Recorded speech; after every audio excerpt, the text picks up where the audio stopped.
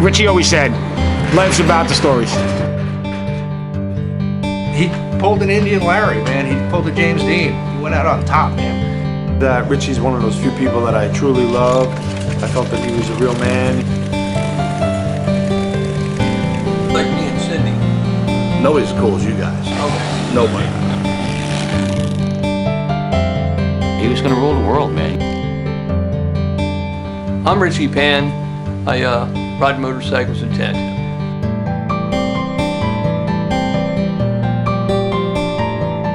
When I was about 6 or 7 years old, I lived in a town called Elizabeth, and there was a guy, ironically, that lived down the road from me, and his name was Spider. That's the ironic part.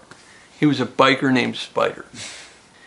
And where my dad was just a regular run-of-the-mill kind of dad, Spider lived about 5 houses down. He built hot rods, he built Harleys, and he had a spider tattooed on his arm.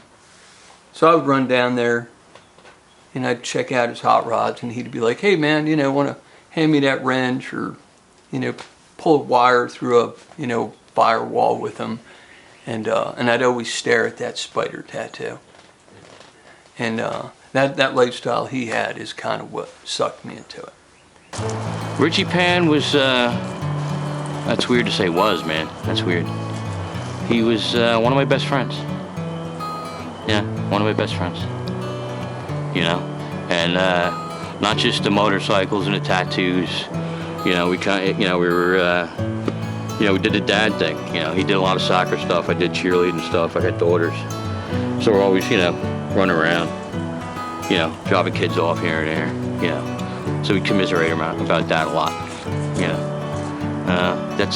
he was my best friend, one of my best friends. I know Richie from back in the day through different guys. They were the Jersey guys.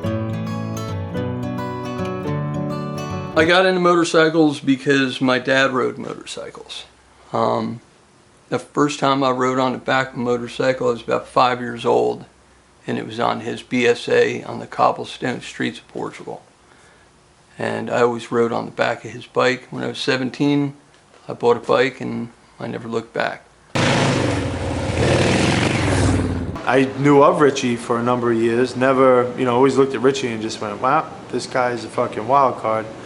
No need to be with the wild card, I'm just some little half fag that wants to hang out and drink coffee and sit around. And then he would come to block parties.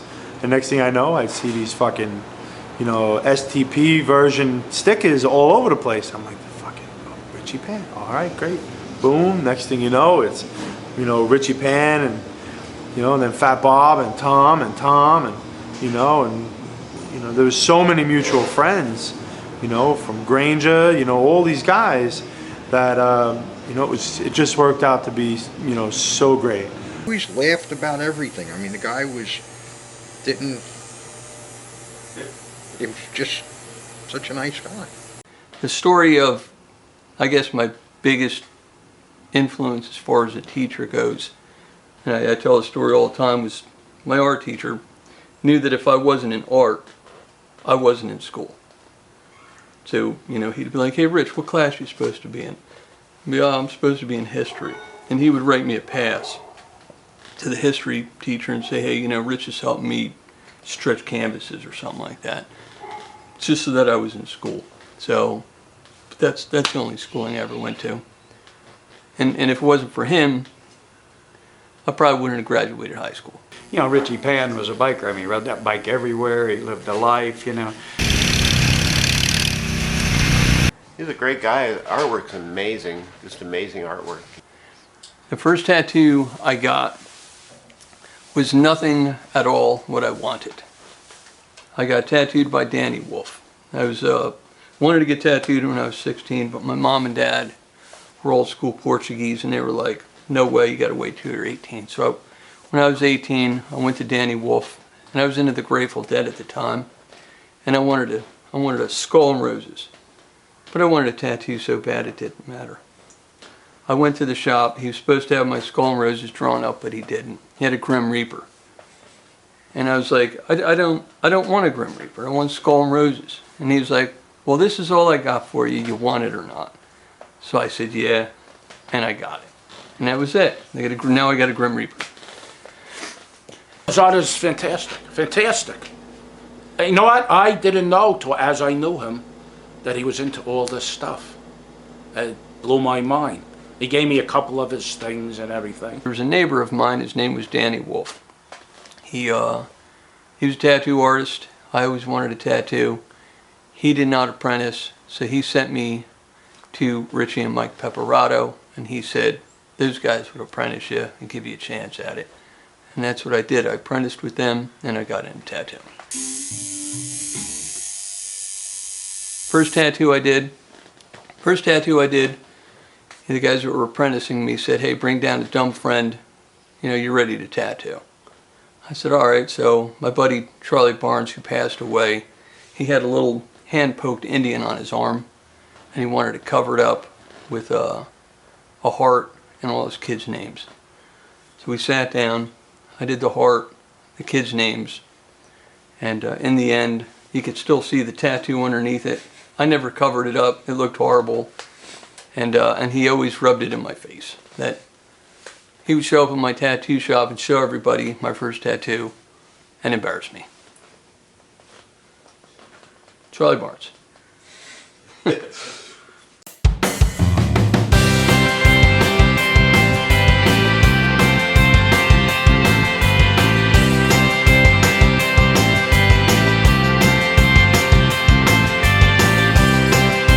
Richie Peperato is probably one of the most legendary guys in Jersey as far as tattooing goes.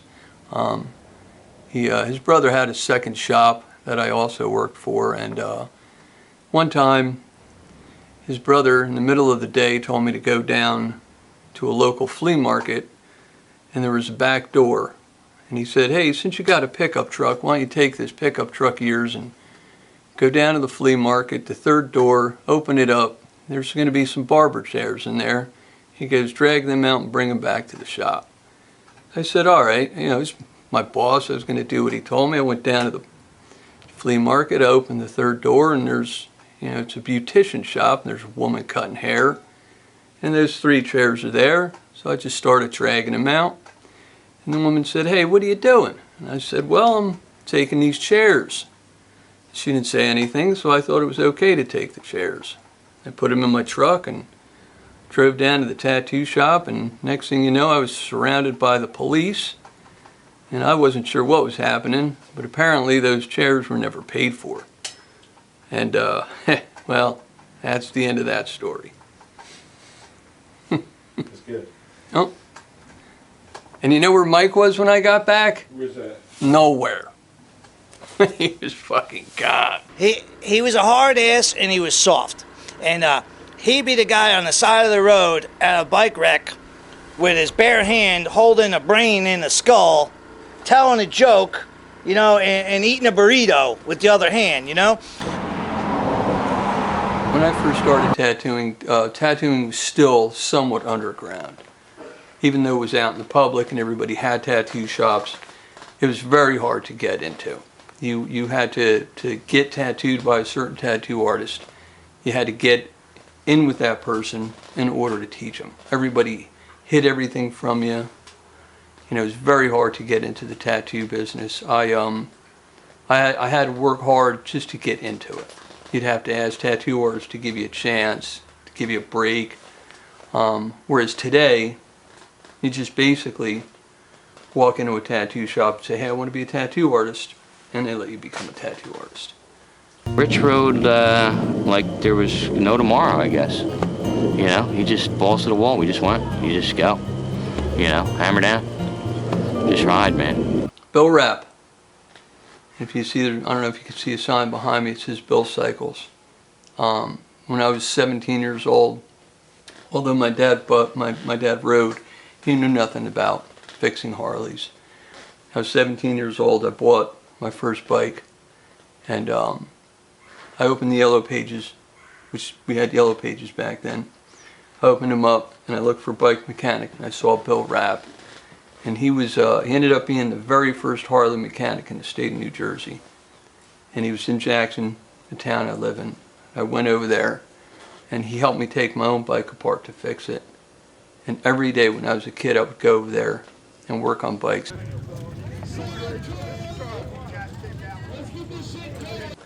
I was in the tattoo shop one day, and I was a new guy to motorcycles.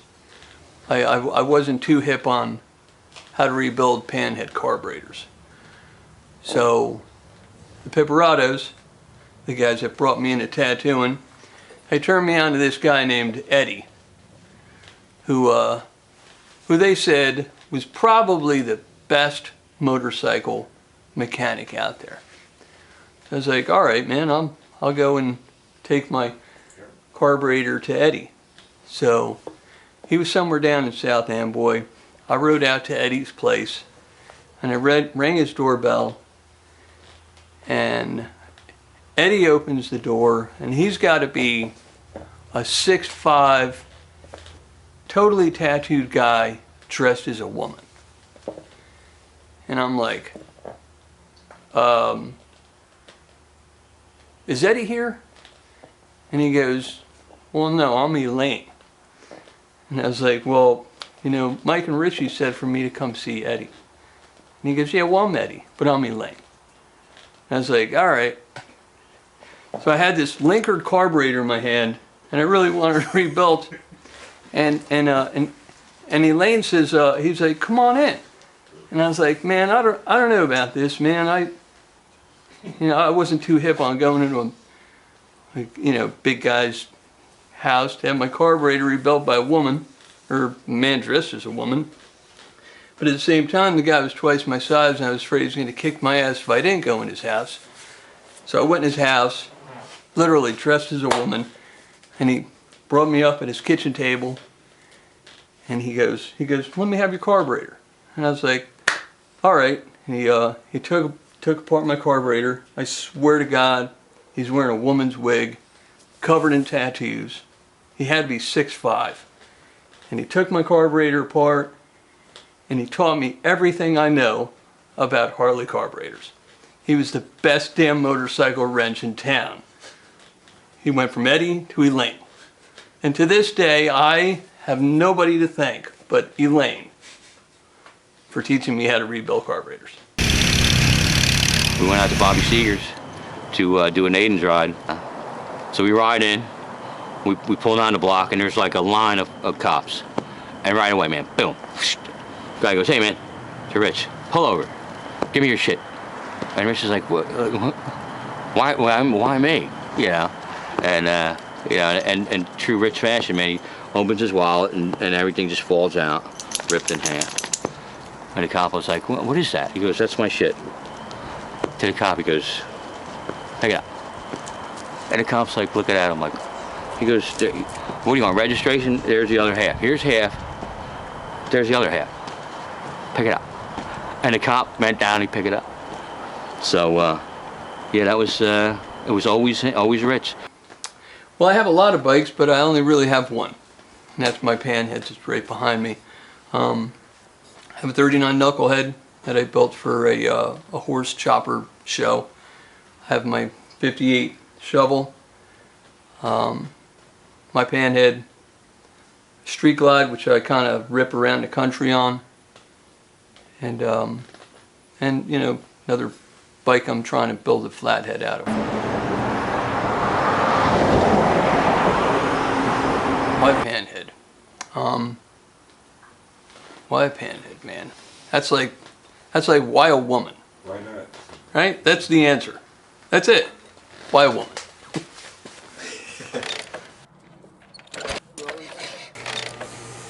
After helping me all morning, the one time he didn't take his truck and he took his motorcycle, goes to jump on it, and the starter wouldn't work. That was the funniest thing I ever saw. He was fucking furious at that motorcycle, standing there cursing at it.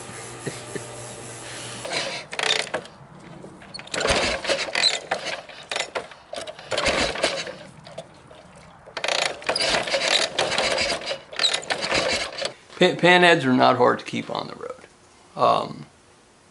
If you get to know your motorcycle and you've had it as long as I've had it, I've been riding that motorcycle for almost 20 years. So you kind of know what it takes to keep it running. Most people think it takes 10 kicks to start a Panhead.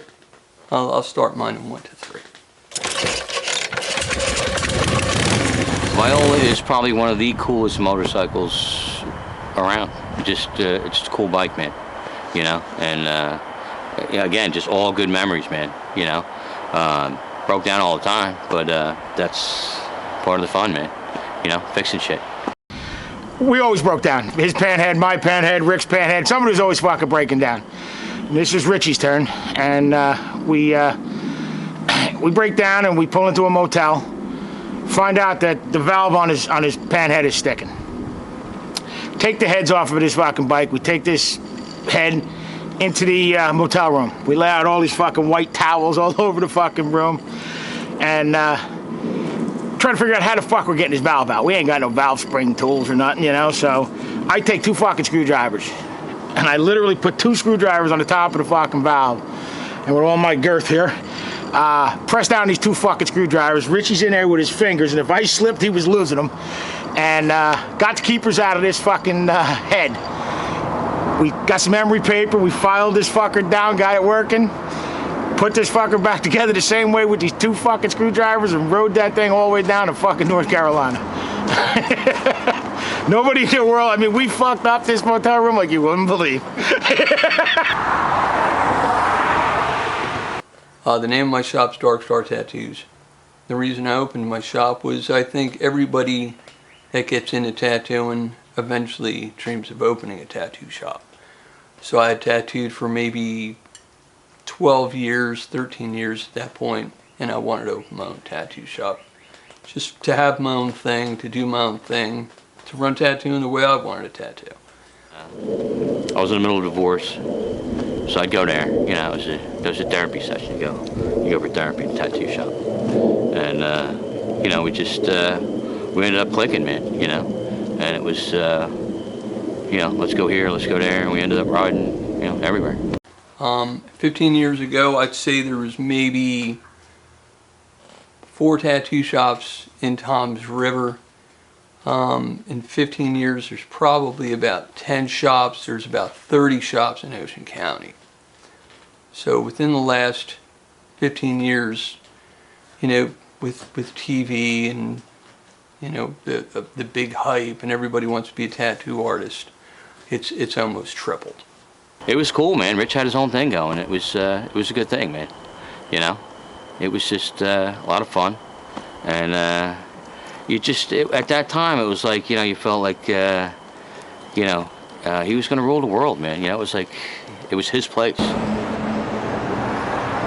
I guess my favorite thing about what's going on with tattooing now is that you're starting to see traditional work come back into play, where, you know, it was tribal armbands and Chinese characters and whatnot, and now people are starting to get the more traditional Coleman style tattoos, the older style tattoos, and I think that's just a matter of history repeating itself. So that's probably my favorite part of what's coming back. You did your back in like 2 days, right? 3. 3? 10 hours a day.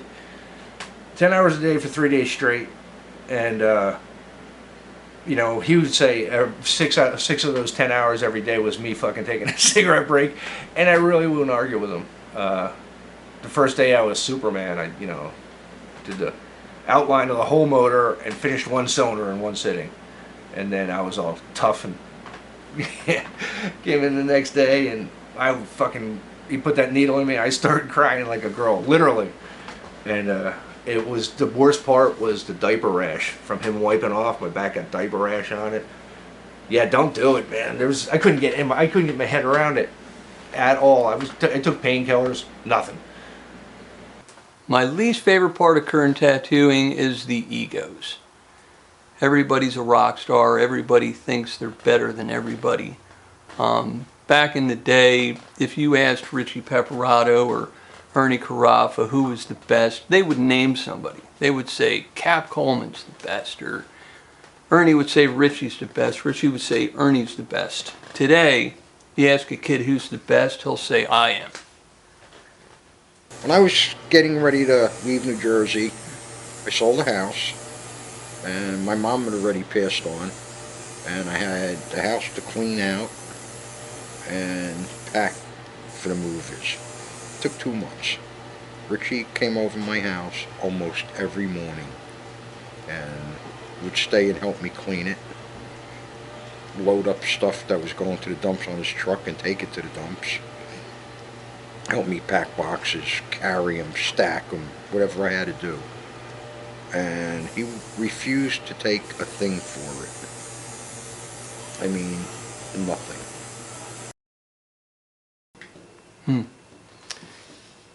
I can't describe my art. I don't have a style. Everybody says, you know, what's your style?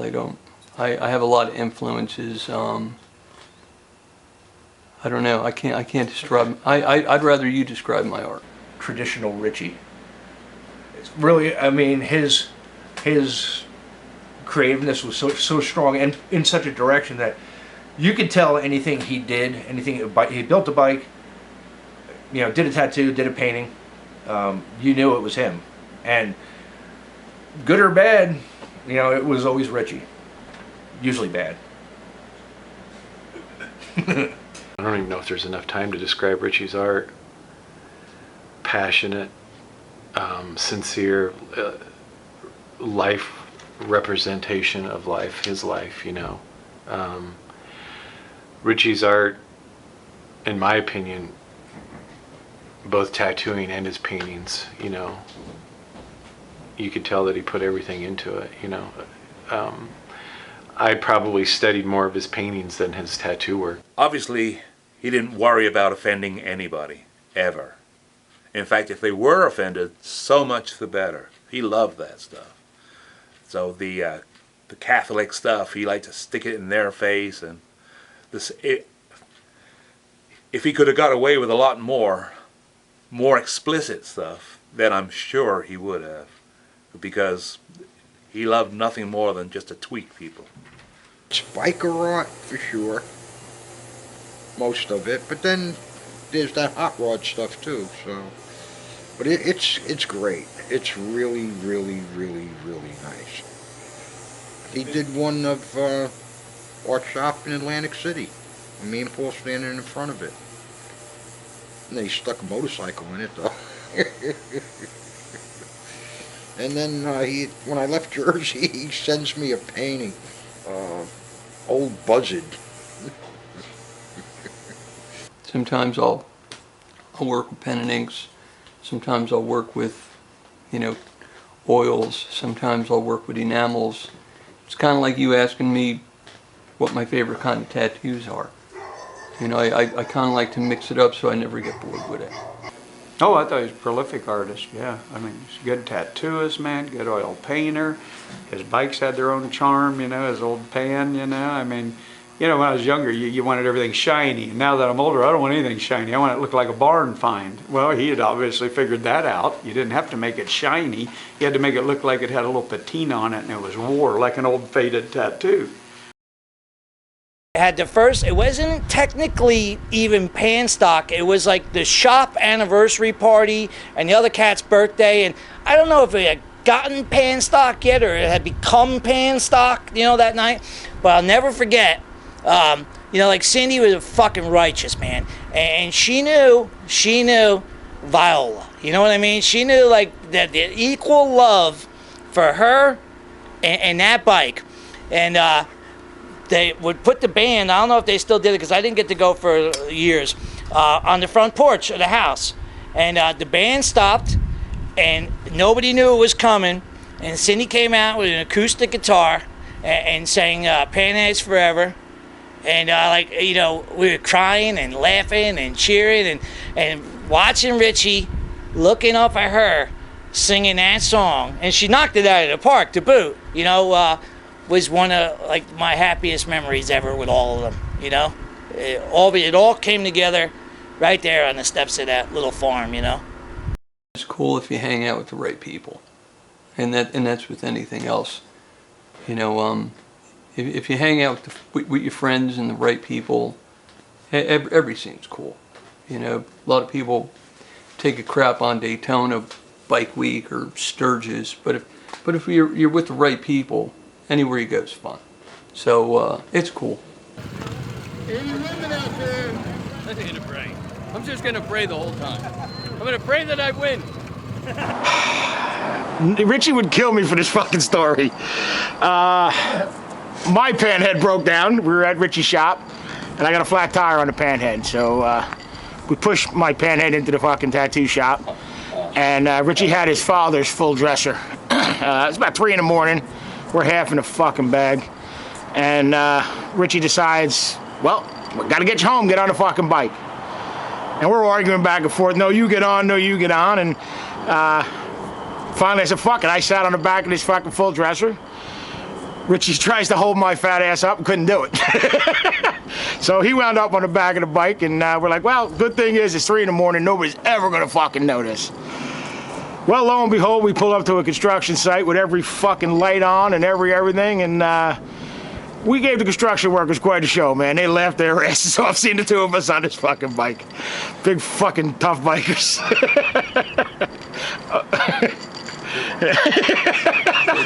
You know, kids are still building cool bikes now.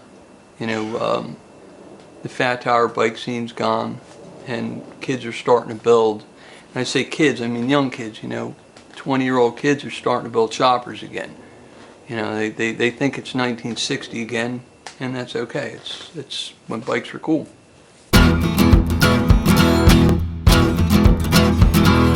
I knew these guys that sold the bike. They got rid of the guitars, you know, and stopped doing the band and got a haircut and cleaned up and got a job and, you know, got a house and, like, you know, look at Richie. He did it all, and he did it on his art. I see the future of tattooing in, I'm going to compare this to oil painting. Back in the day, you had oil painters that were masters, and they were greats, and they would make a living on oil painting. They would sell their art, people would come to them for their art, and they were able to make a living. Now oil painting has become more of a hobby because it's so thinned out. So many people oil paint, so many people are oil painters. I think what's happening with tattooing is it's going to thin out, and people are going to tattoo for a hobby, tattoo for fun, and just a select group of people will make money at it.